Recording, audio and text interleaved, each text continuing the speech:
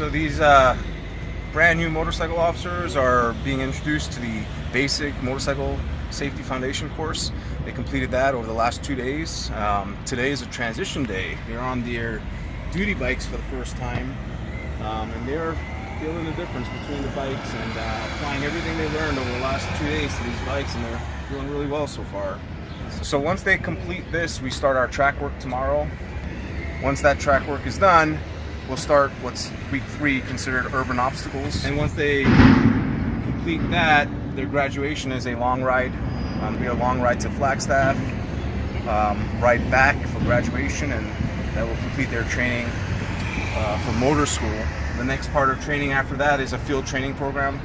They'll go 2 weeks riding with an experienced motor officer, making traffic stops, conducting daily routine functions as a motor officer. And upon completing all of that 5 weeks of total training, they will be qualified as a solo motor officer, is what we call them.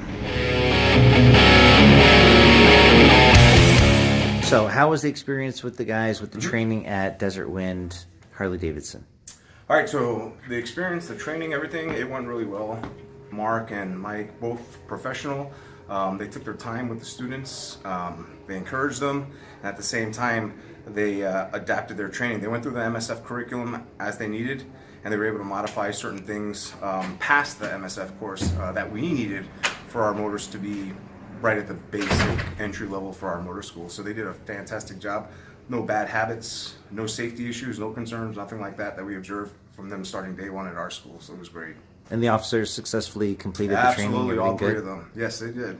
Did a hell of a job. Awesome. Thank you.